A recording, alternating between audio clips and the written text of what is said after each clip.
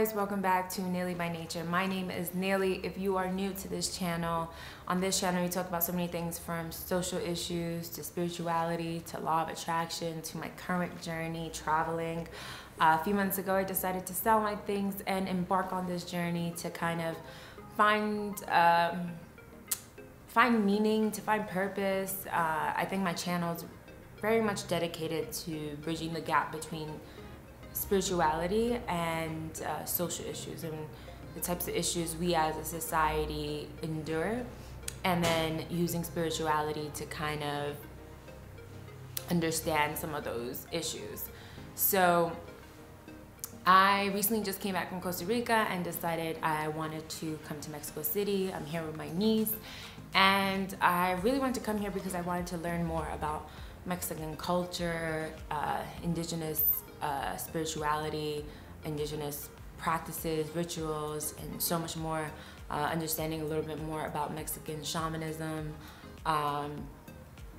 And so I decided to first come to Mexico City. I had about a 2-week gap before I have to return back to Costa Rica, and Mexico City was one of the places I decided to come. I thought, why not? Like, the food's great, the people are amazing, and I feel like Mexico has so much history, so much deep history, that I thought that it would be an amazing experience, and it has been. So first week here, yesterday actually marks my first week here, and I would say that Mexico City is such an amazing, amazing city. I think that it's a place that I would definitely recommend to anyone, even solo travelers or female travelers, because I think that, one, before I came here, a lot of people were like, are you sure you want to go to Mexico? Like, it's really dangerous, and like everything about the cartels and everything. And it was just like,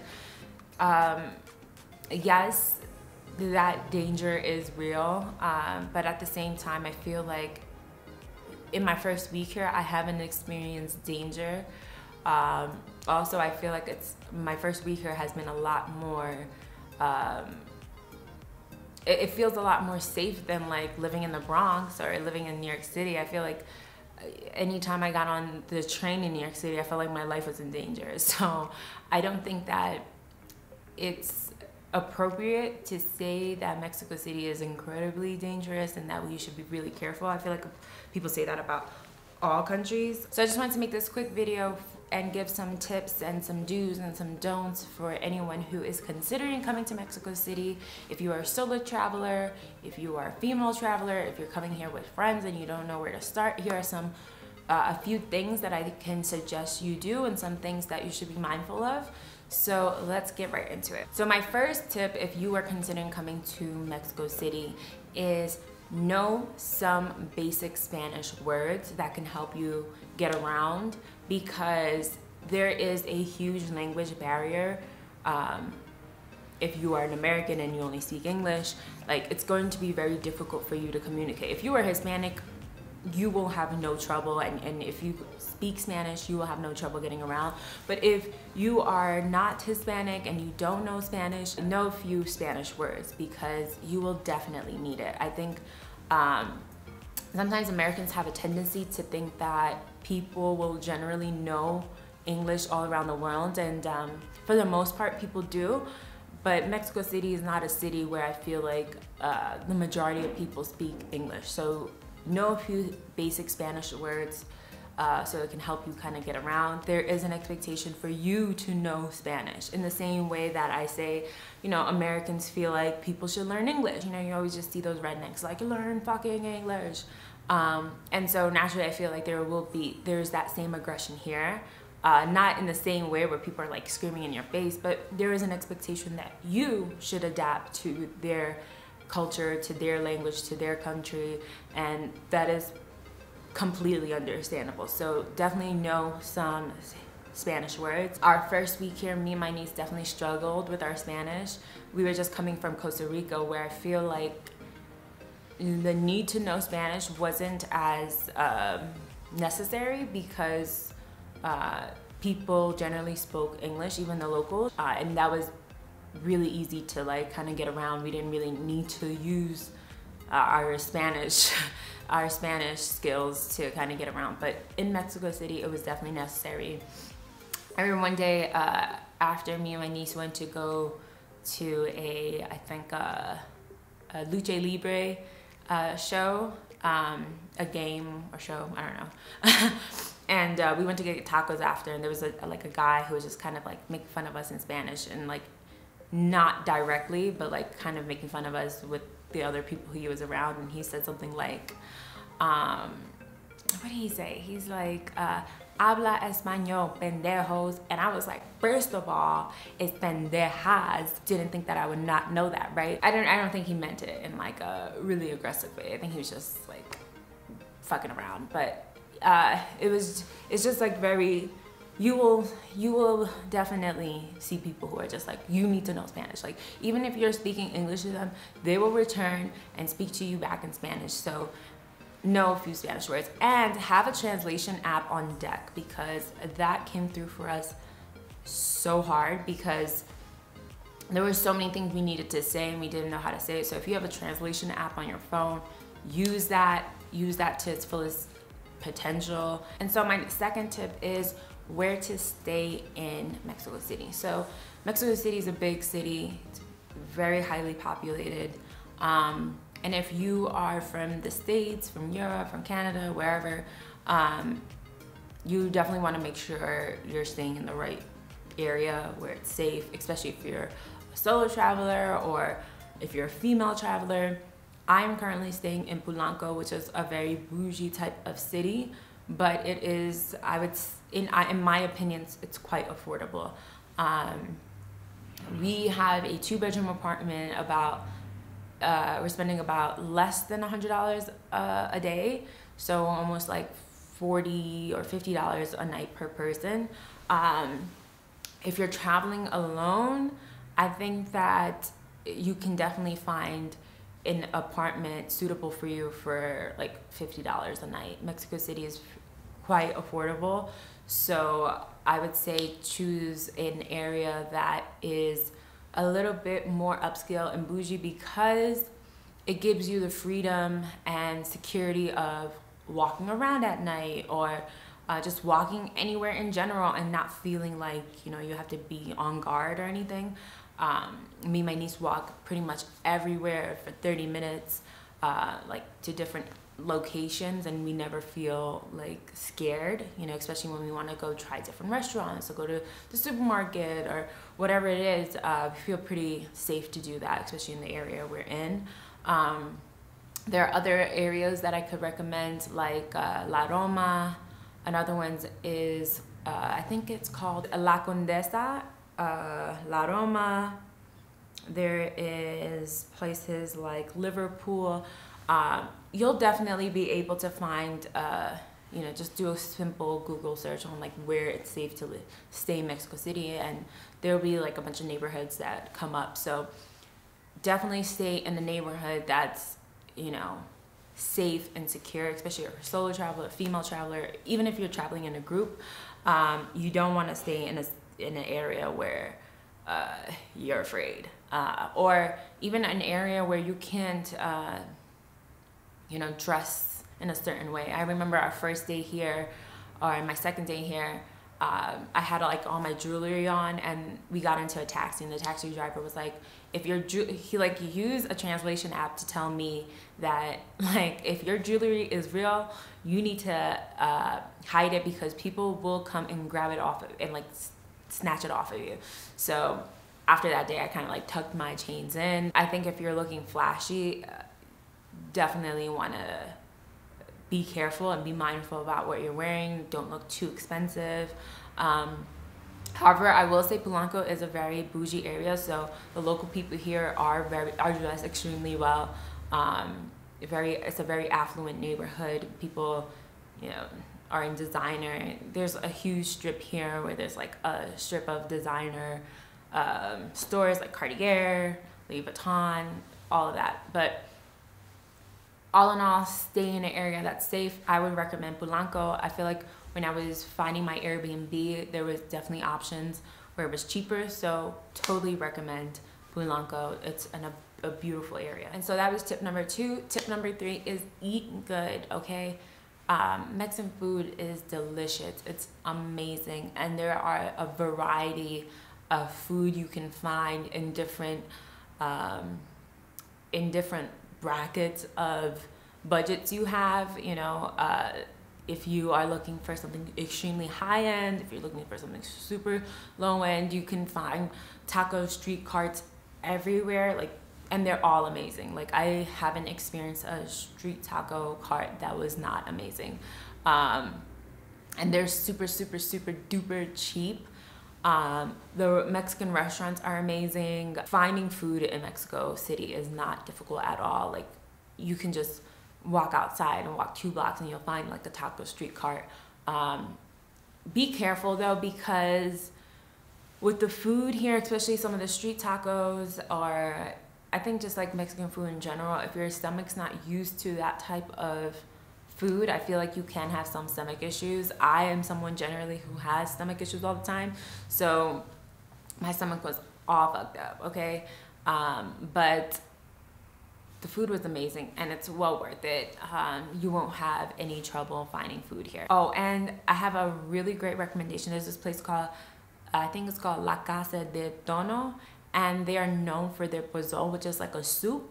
It's so amazing. Like, it's so good. It's like spicy, and you can get it in vegetarian or chicken or pork or whatever. And it's so, so, so, so amazing. They put like crackers and onions. I'm sorry, I'm like getting hungry right now. It's amazing. I definitely recommend that. Tip number 4 is where to shop. There are a bunch of malls here in Mexico City. Like I said, there's a strong American influence, so you can find about any American type of store here.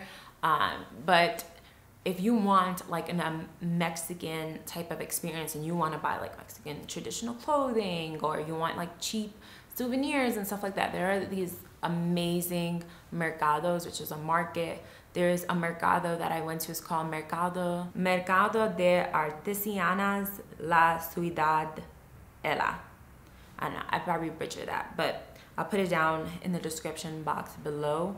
It's so amazing. It's this huge place, and it's like outdoors, and it's like all these little vendors, and they have these amazing like handcrafted items, whether it's clothing, artwork, t-shirts, you know, stuff for your home. They're like pillowcases like these that are like handmade. It's amazing, and they're so, so, so cheap. I was in Costa Rica a few weeks ago, and the cost of some of the dresses were like $200, and then I came to Mexico City and I saw the same dress, the same exact dresses being sold in Mexico City for like $9.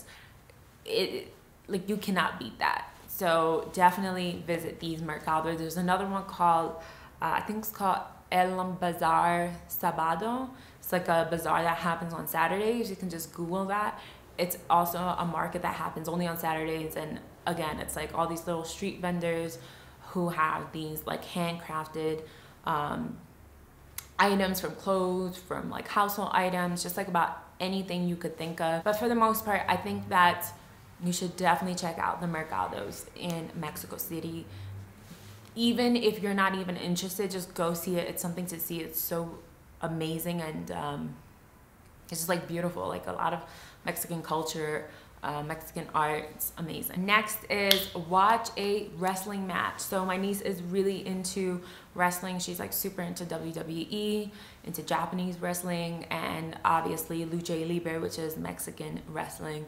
I went mostly because, you know, this is something that she's really passionate about and she loves. I don't know if I would have gone if she wasn't interested, but because she was interested, we went, and I definitely do not regret it one bit. It was such an experience. Lucha Libre is a very, very much incorporated into Mexican culture. I think this is something, it's super affordable, first of all. You know, I feel like if you were to go see, you know, go watch a show in WWE, it would cost you thousands of dollars. But I feel like Lucha Libre shows are very common here in Mexico City, well, in Mexico in general, and it's very affordable. Like, they have different price points, and I don't think our tickets must have cost like $40, and we had like pretty good seats, and it was like really cool. Like just seeing how like it felt very community oriented. It was like a lot of people were just the energy of it all. The wrestling was amazing. Obviously, it's not real wrestling, like, you know, they're not really fighting. But there was a really great sportsmanship you see amongst the wrestlers, which was amazing. And there's a lot of talent in wrestling, like all those flips. It's like Olympics almost. So it's definitely something I would recommend to go see. It's not that expensive. It's an experience that I don't think that you would find anywhere else. A lot of culture and history that comes along with it. So definitely go check out a Lucha Libre show if you are here in Mexico City. Next is visit the pyramids in Mexico City. It's called Teotihuacan. I hope I did not butcher that. But it's absolutely beautiful. What an experience it was to have the opportunity to actually go visit these pyramids. I would recommend doing a tour, like having a tour guide take you to the pyramids, because the tour guides are incredibly knowledgeable about the pyramids and the history of the pyramids. There's so many things that is still a mystery, and we learn so much about the culture of Mexico from just going on this tour guide to the pyramids. There's just so much information that they're giving you about the pyramids, about the history. There's also so much new knowledge that new information that they are receiving. So the tour guides are constantly updating you about what they're learning and providing you that information. And it was just incredible. I also had the experience, had the opportunity to visit the pyramids in Egypt, in the Giza pyramids. And so just seeing both was just really amazing. And I had the opportunity to ask like a lot of questions. I asked them if, you know, there was any connection between the Egyptian pyramids and the Teotihuacan pyramids, and my tour guide said no, there isn't right now. They have no proof of that. And also the pyramids were built thousands of years apart. So definitely recommend visiting the pyramids. Also, when you get there, you should definitely buy the obsidian. Obsidian is a piece of stone that they used to use back in the day to create like sharp knives and things like that. There's a lot of healing powers, lots of good energy, protection, things like that. So I bought a bunch of obsidian from there, and they sell it for really, really cheap. So definitely get you some obsidian if you decide to visit the pyramids when you come to Mexico City. It's only about an hour away, so definitely book like a Viator tour, a TripAdvisor tour. Do one that's highly rated and you won't regret it. All right, so my last tip for what to do in Mexico City. So this is not something that I did in Mexico City. It's actually outside of Mexico City. But I visited this this village called Tepoztlan, and it's known to be a very spiritual village community. And it's about an hour and a half away, like an hour and a half drive away. I completely recommend going to this village. It was so beautiful. Like just breathtaking views. There's markets there. There's incredible food there. There's a lot of like spirituality in this community. There's a lot of like yoga, meditation. The local people of this village have said that they see quite often sightings of alien activity happening. So you'll see that there's a lot of like t-shirts with aliens or mugs with aliens. So it's definitely a high vibe type of a village. They also do this thing called Temazcal. So Temazcal is actually a sweat lodge, and there's a lot of indigenous spiritual practices that go into this. They believe that this is when you enter the Temazcal, which is the the Sweat Lodge. You're actually entering into Mother Earth's womb, and I actually had the opportunity of experiencing this, and I experienced this with a shaman, and it was really amazing to do this with my niece. Like a very intense, beautiful, energetic experience, and the whole experience was about an hour. There's like these hot stones that they bring inside to the Sweat Lodge, and they pour water over it, but the water that he was using had I don't know, it had some type of tea in it, and they use that, they pour that over to kind of like, with herbs, to kind of like relax you, and it was a really beautiful experience. You know, it was really about like kind of shedding the old, you know, the old energy, and like freeing yourself and loving yourself, and coming into union with yourself. It was like an incredibly powerful experience, and I'm so glad that I did it. We both did the Sweat Lodge and then did an hour massage after, and I think the whole thing for both of us cost us like $90 total for both of us. So it's definitely something that I would recommend doing. It has so much powerful, there's a lot of history behind it. I also read that way back in the day, the indigenous warriors would go into the Temescal before or after war, but then when the Spanish invaded Mexico, they actually tore a lot of these sweat lodges down, and so they would hide and build these sweat lodges. But it's a beautiful, beautiful practice, a lot of history behind it, a lot of respect behind it. So I would definitely recommend doing the Temescal if you decide to go to Tepoztlan. It's a high vibe village, so you'll also find the opportunity to do things like, you know, ayahuasca, peyote. It'll be a little hard to kind of, you'll see signs where people are doing these things, these types of ceremonies, a cacao ceremony, a peyote ceremony, bufa ceremonies. If you are interested in plant medicine, this is the place to go for that. But I would say maybe go the first day and ask around, and then maybe, you know, schedule that if you're interested. But I think that if you're interested in any of the spirituality aspects of Mexican culture or indigenous culture or practices or rituals, that's a place I would totally recommend for going. So this kind of brings me to the end of my video in terms of things to do on your first week here. I haven't gone partying or anything, so I can't really give any recommendations on like where to get lit. Mexico City has just been, all in all, just super high vibe, and like I really enjoy it. I think I really enjoyed it also because it felt very familiar, being that I'm from New York City, so I'm just in general a city girl. I definitely recommend coming to Mexico City, even if you're a solo traveler, if you're coming with a group of friends. There's so much to do here. I don't have any recommendations for where to go partying, but New Year's Eve is coming up, so maybe I will have the opportunity to go out and like get my groove on. So I'll have an update for you guys on what my second week here in Mexico City is like, and like things to maybe do if you're here for a little bit longer. But yeah, this was just a quick video about like what to do your first week here in Mexico City and what my first week here in Mexico City was like, and maybe this video was helpful for you.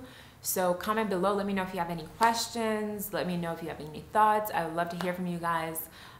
Thumbs up if you enjoyed this video, and subscribe if you haven't already. I will see you guys soon. Bye.